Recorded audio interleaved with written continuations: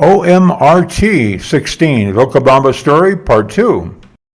At the airport near Tababella, the Quito airport, a Boeing 737 MAX 8 glides over a gash in the landscape toward a runway. The gash is a deep canyon carved by the Rio Chiche, a tributary of the Vilcabamba. The runway is long, 13,000 feet. Its altitude is nearly 8,000 feet in the air, so the air is thin. A jet needs long landing rolls, even with thrust reversers. This jet, after flying from the USA, came to a stop at Gate 9. The passengers disembarked. Among them, trudging up the gangway, were two men in dark suits wearing dark glasses.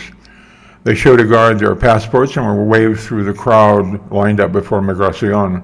In an office away from the usual entry control, an official stamps their passport and salutes. The men depart to collect their luggage.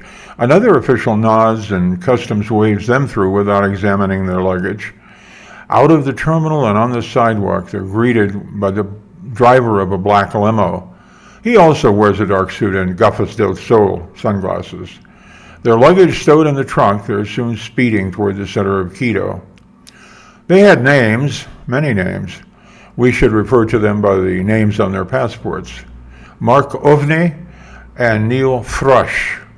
I won't compromise their mission by revealing their real names, but I will share with you what is in those suitcases.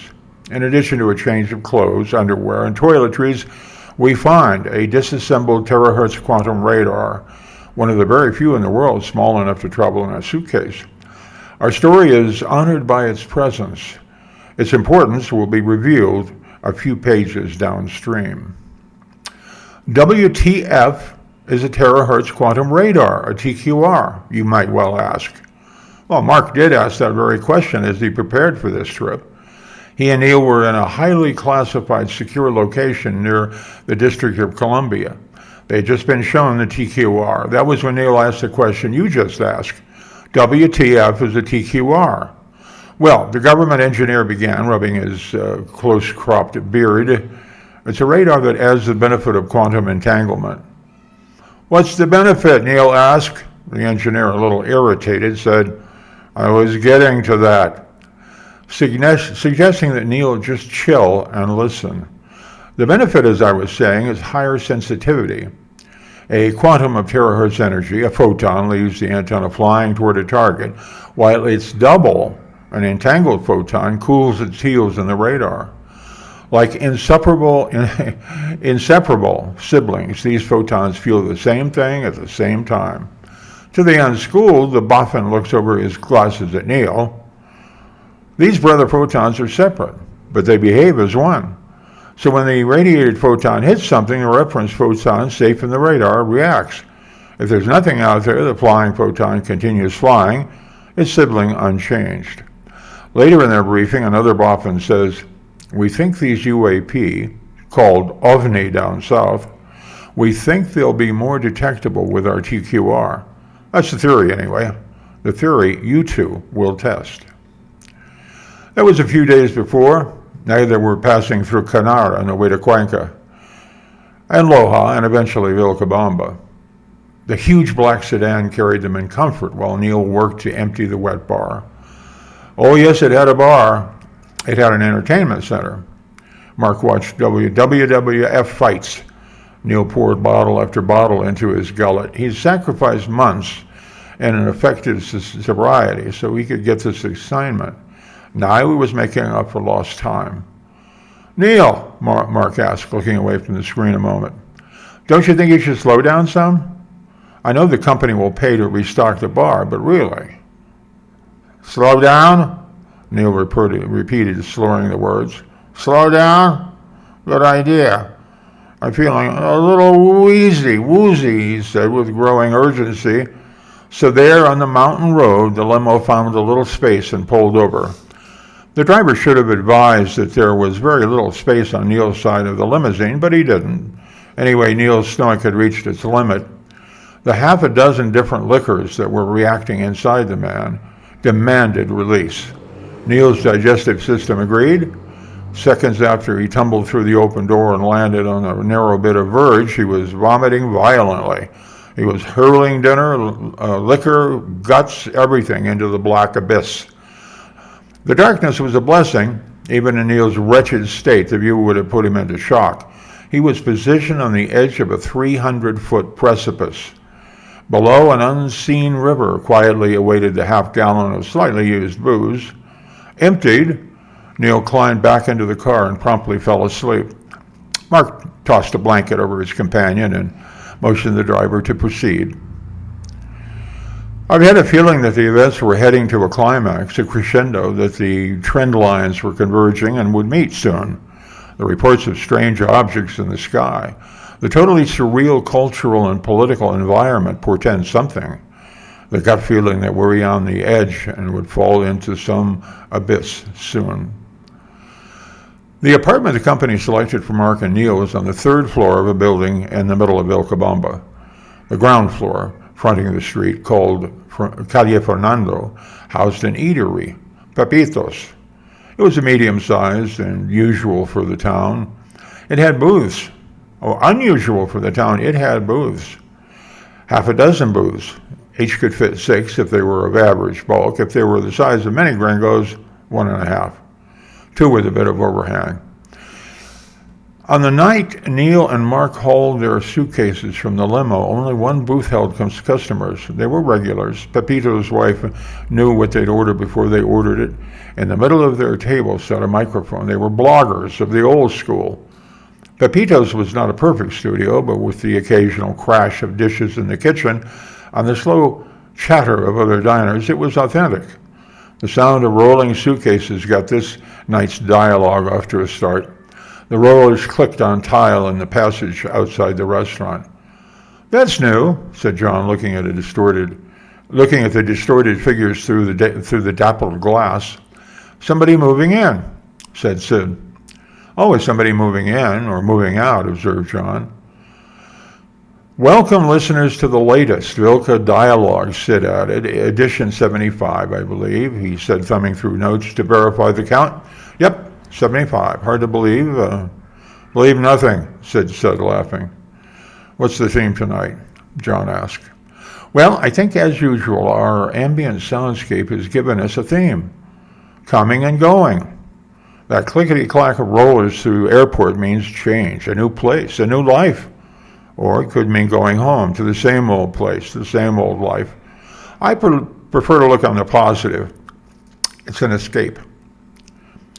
Buildings just 3 stories high tend to have elevators in Ecuador. Experience has taught many expats that having an elevator means you'll be out of shape when it inevitably fails and you must climb steps. Still, Mark and Neil wish they'd had that problem rather than the job of hauling cases up to the apartment. Mark plugged away at it, thinking how they'd unpack and configure it all. Neil thought about the drink he'd had when the last case was at the top. His sole worry was about ice.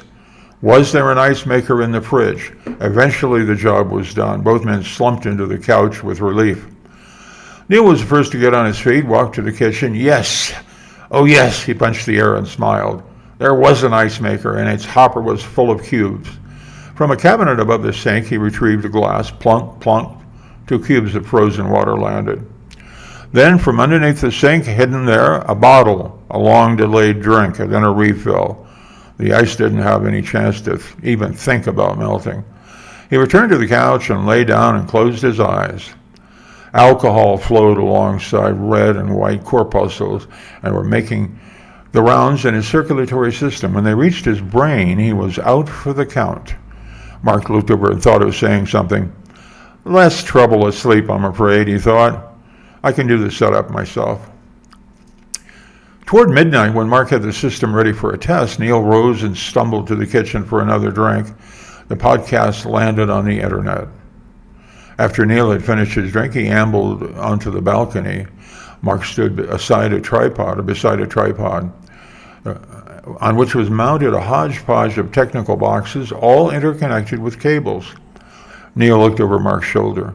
"Almost ready," he said with satisfaction. "Sorry I couldn't help with that," Neil apologized, "but I was out."